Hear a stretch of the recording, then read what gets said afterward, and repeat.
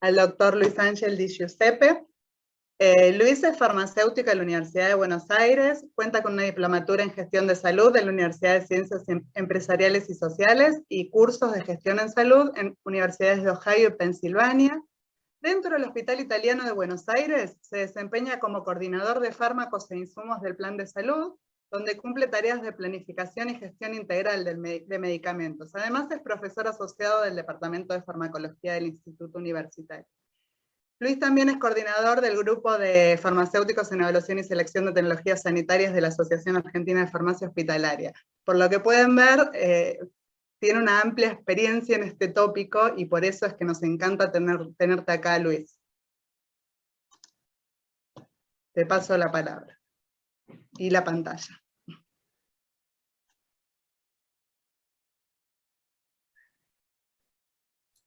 Recordá desmutearte, Luis.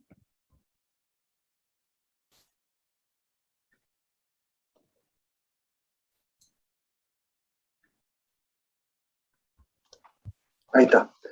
Hola, buenas tardes. Estaba preparando la pantalla.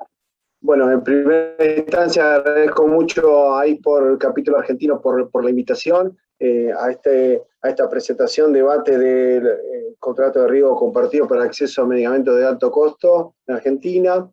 Como bien decía Andrea, yo pertenezco al plan de salud del Hospital Italiano, a la red del Hospital Italiano, y desde esa visión yo voy a contar, me han pedido contar la experiencia en este tipo de contrato. Como bien se mencionaba en la presentación anterior, justamente mostrando alguna evidencia de cómo nos fue a nosotros en la implementación de este tipo de contrato.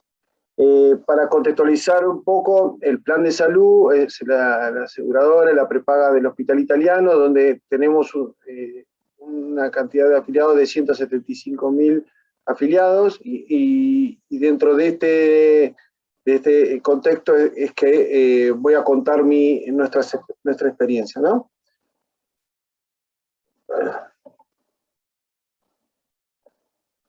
Muy bien. Para comenzar directamente, les quiero contar y les quiero mostrar esta publicación, esta evidencia, como recién también mencionaba. Hay poca evidencia, digamos, de datos de cómo resultan estos contratos de riesgo compartido y cómo le va a cada implementación. Esto tiene que ver mucho con la confidencialidad de los datos, por eso es muy difícil encontrar evidencia, porque hay una confidencialidad firmada con los distintos laboratorios, y por eso no lo vamos a encontrar. Justamente esta publicación que realizamos de nuestro primer contrato de riesgo compartido, basado en resultados de salud que implementamos en el año 2015, y que viene a ser un corte, digamos, de nuestra experiencia. Les voy a contar un poquito la cocina, que tal vez eso es lo más interesante, digamos, de cómo se llevó a cabo y cómo nos fue, ¿no? Que es lo que nos buscamos. Mucha de la teoría la encontramos, pero no vamos a encontrar tal vez la cocina.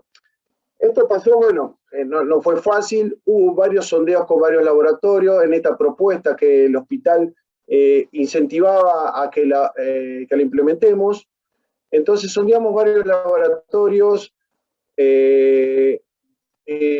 compartimos varios protocolos que hemos armado con nuestro equipo, pero bueno, distintos análisis que hicieron la industria farmacéutica no pudo llevarse a cabo, hasta que, bueno, por parte de Laboratorios Montpellier, con su producto Cimzia, que es Certolizumab Pegol, aceptó la propuesta porque ellos ya tenían algún tipo de contrato de riesgo compartido ya firmados en Europa, principalmente en España, y ya tenían alguna experiencia, entonces fue como un poquito más accesible, digamos, para hacer el primer paso.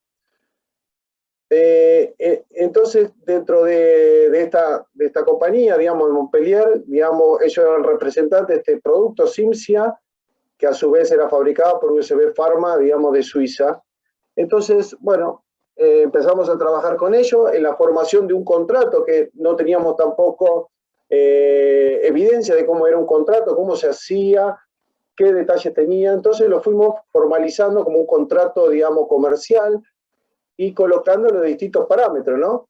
Para ello nos unimos con los representantes de Montpellier, con el servicio médico, en este caso, como el diagnóstico utilizado es artritis reumatoidea, con el servicio de reumatología, con el sector de compra, con el financiador, que en este caso es el plan de salud, y entre todos conformamos, digamos, lo que es el contrato, ¿no?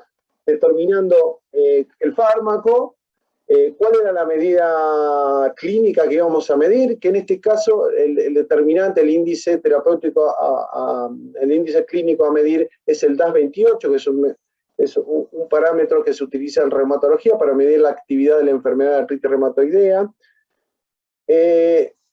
¿Cuál iba a ser ese objetivo digamos, de efectividad del fármaco, ¿no? Y esto se adhirió, digamos, a lo que era el ensayo clínico pivotal, digamos, de aprobación de Cimzia, donde este fármaco tiene un valor predictivo a 12 semanas de su efectividad, que puede ser traspolado a los 12 meses. Entonces, dentro de estas 12 semanas, lo que se hace, el valor predictivo es que se mide el valor del DAS28 en el momento 0 y en el momento 12, y eso tiene que dar un delta mayor a 1.2 para que se considere un tratamiento efectivo. Eso fue el índice clínico que se tomó.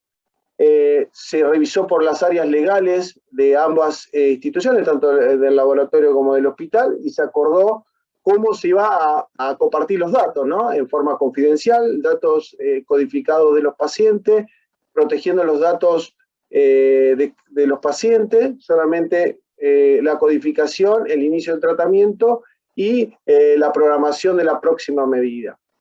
Y teniendo en cuenta este análisis, digamos, del dato, de ser si es un dato clínico, digamos, óptimo o subóptimo en el resultado, teníamos un reembolso de todas las unidades utilizadas en esta inducción de las 12 semanas, ¿no? Que lo integraban 5 unidades de Cimzia, o sea, 5 envases de Cimzia en esas 12 semanas. Entonces, lo que se producía cuando el resultado era no óptimo era el reembolso de 5 unidades.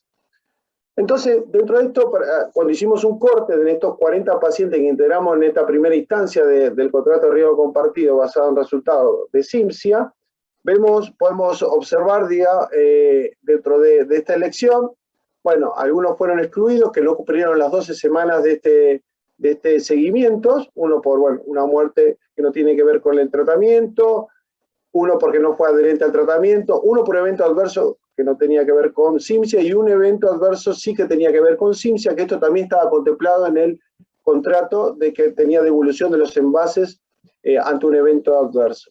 De estas 12 semanas, en estas 12 semanas nos quedan 36 pacientes, en el cual 25 nos dieron un resultado clínicamente óptimo y 11 nos dieron como un resultado no óptimo.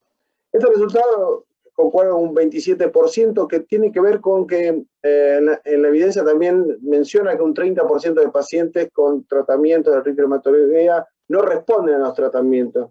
Entonces nos dio dentro del rango esperado y nos dio la evidencia suficiente para determinar que el fármaco, digamos, estaba dentro de los rangos de evidencia y de efectividad.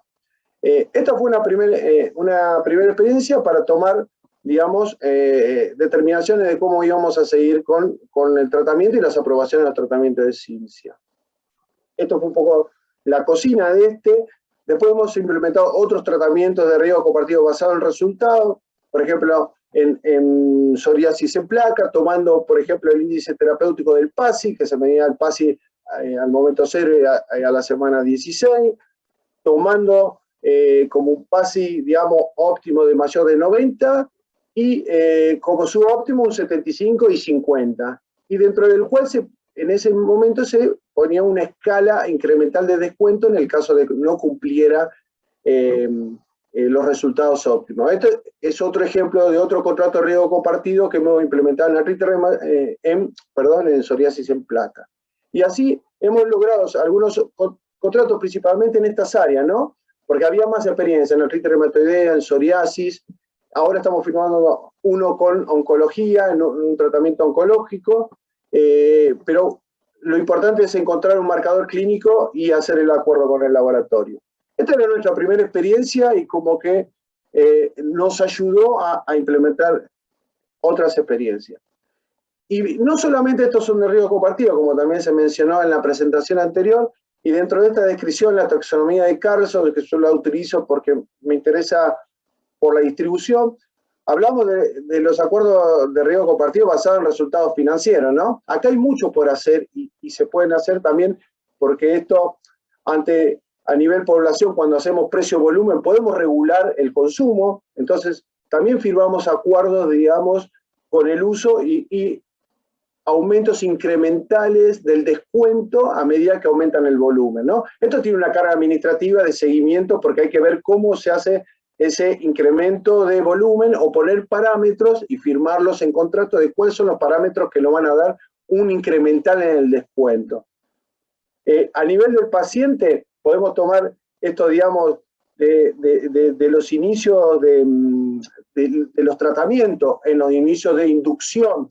Tenemos inicio de tratamiento y también bonificaciones en el seguimiento. Estos son con varios fármacos y en varias patologías, y donde nos da un conocimiento también de la efectividad y seguridad y de ver la tolerancia del paciente. Entonces ese riesgo también lo asume el laboratorio, porque si en el primer mes no tolera bien el medicamento, ya no continúa y ese fármaco es bonificado por el laboratorio. De esto hay varios acuerdos. Yo no puedo mencionar muchas de las drogas, porque también están dentro de un contrato confidencial, entonces lo estoy mencionando en una forma genérica de la experiencia, pero esto a nivel del paciente y las bonificaciones de la inducción son un gran impacto también del riesgo que toman los laboratorios en conjunto con los financiadores y los pagadores. Los límites de utilización también, y no voy a mencionar a nivel poblacional esto de participación del mercado, también hay opciones y hemos tenido contratos donde fármacos para nuevos fármacos de alto costo igualan el precio a fármacos anteriores que había en el mercado para entrar al mercado. Esto son como una participación en el mercado. Esto no ha pasado, pero eso tiene también un seguimiento, porque dentro de esos acuerdos hay notas de crédito, bonificaciones que asumen una mayor carga administrativa. Los límites de utilización, no se mencionaba, esto no tengo experiencia, pero sí los de inicio de tratamiento. Está la cobertura condicional, esto dentro de la cobertura bajo búsqueda de evidencia, esto es buscar, no hay mucha experiencia, nosotros estamos trabajando en esto, en la propuesta de cómo financiar tratamiento bajo la relevancia de un estudio de vida real y cofinanciar con la industria farmacéutica el fármaco. Esta es una experiencia que hay alguna en Europa, inclusivamente en ensayos clínicos, y nosotros estamos, digamos, también entrando en esta nueva propuesta. La continuación del tratamiento condicionado tiene que ver esto con que el paciente, digamos, en su tratamiento, en sus resultados clínicos, debe terminar determinados parámetros clínicos para continuar la cobertura del medicamento. Esto lo hacemos mucho más con los servicios médicos, integrando, digamos, cuál es el tiempo de medición y cuánto tiempo vamos a medir al paciente y qué resultados vamos a medir para renovar la cobertura del medicamento o para actualizar esa cobertura. Entonces, está condicionada al resultado de la renovación, tiene que ver más con una propuesta con los servicios médicos que con la industria. Entonces, la continuidad del tratamiento está condicionada a ese resultado. Entonces, lo que ponemos son esos parámetros clínicos, tiempo de medición y allí renovamos la cobertura. Y con respecto, bueno, a los resultados vinculados a resultados, era lo que recién mencionábamos con el ejemplo de Cimzia y de psoriasis en placa en los casos iniciales. Entonces, en las conclusiones sobre estos ejes temáticos que tenían que ver con los incentivos, me parece interesante en nuestra experiencia, digamos, desde nuestra institución, que lo que hace, digamos, estos contratos de riesgo compartido es racionalizar, digamos, la utilización de los medicamentos y pone una regulación a la demanda o a la sobredemanda de los medicamentos o a la sobredemanda de las indicaciones y en condiciones que no son de uso off-level, digamos. Entonces, esta protocolización de estos contratos de riesgo compartido nos ayuda a hacer esa regulación. Las barreras principalmente en nuestra institución, principalmente en los laboratorios farmacéuticos, más que de nuestro lado, porque las herramientas ya las tenemos constituidas. Y ese primer contrato de riesgo compartido nos dio pie a construir o tener ya la maquinaria para utilizar o implementar todas las propuestas que tengamos de riesgo compartido. La factibilidad, nuestra institución, como les mencionaba, incentiva que utilicemos estos contratos de riesgo compartido y son factibles de hacer por esta misma estructura que ya tenemos. Las experiencias son las contadas, los intentos frustrados tenemos varios, también porque en el camino quedaron varios, porque muchas veces en estas propuestas los laboratorios también proponen o hacer el descuento o hacer el riesgo compartido, y muchas veces cuando hacen el análisis trasladan los riesgos compartidos un menor descuento que si fuera por descuento solo, para asumirse el riesgo y no perder ninguna de las dos formas. Entonces, no entendieron nada si es así, porque en realidad es asumir un riesgo y que asumamos los dos los riesgos, la industria farmacéutica y el pagador. Y la lección aprendida, yo creo que los contratos de riesgo compartido podemos programarlos para un tiempo, obtener evidencia y diseñar herramientas y propuestas en el futuro de cómo vamos a financiar ese medicamento y llegar a acuerdo con esos datos de la vida real que obtuvimos de los contratos implementados. Y bueno, eso es todo. Muchas gracias por la atención. Muchísimas gracias, Luis, por compartir tu experiencia. Tenés un montón de preguntas en el chat, pero las vamos a dejar a todas para el final. Así escuchamos primero a Natalia.